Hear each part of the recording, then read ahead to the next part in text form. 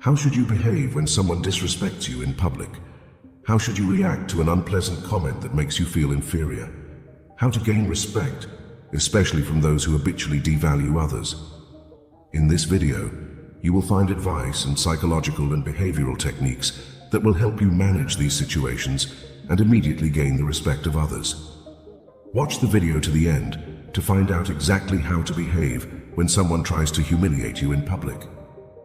Let's start by explaining why you often find yourself in this situation, where people seem to not respect your presence. It's not because they hate you, despise you, or have something against you, but because some people have an opportunistic nature.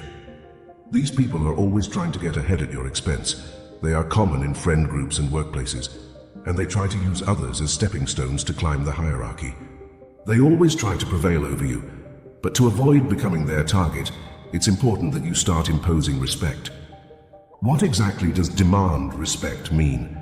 It's not about forcing people to respect you, but not tolerating when someone tries to show off at your expense.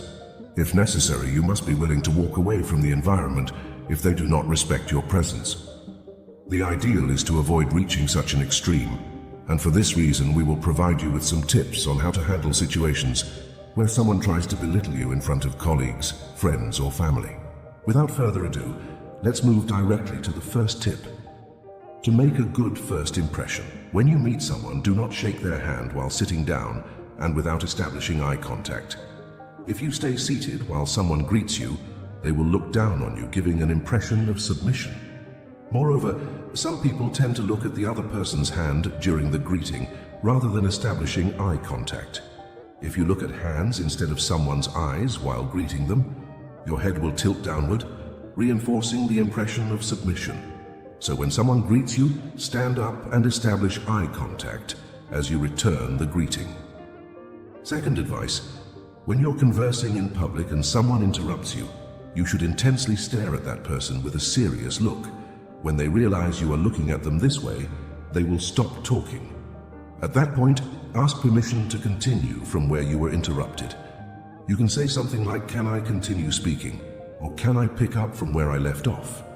This person will realize that they have been disrespectful towards you and might feel uncomfortable. They will give you permission to speak and understand that they should not interrupt you again while you are speaking. Third advice, when you're in a group of friends and someone tries to make a joke to humiliate you, do exactly the following. First, do not react at all. Pretend you didn't understand or hear the joke. Then, look at that person and ask them to repeat the joke. You can say something like, "Sorry, I wasn't paying attention, can you repeat?"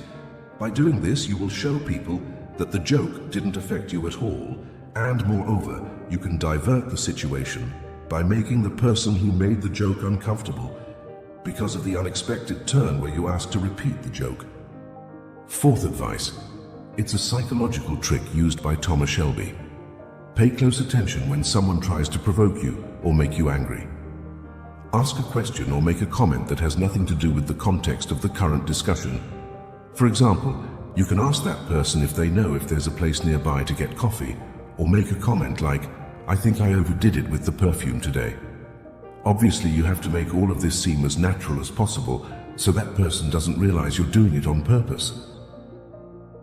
Fifth advice, if you find yourself in a situation where your presence is not respected or valued, do not hesitate to withdraw and leave. This could be a difficult decision to make, but remember that self-respect is paramount. It's better to be absent and appreciated for the value you bring when you are present, than to stick around and be constantly devalued. Recognize your worth and refuse to settle for less. Have you ever experienced one of the situations mentioned in this video? How did you react? Leave a comment with your experience or reflection. See you in the next video.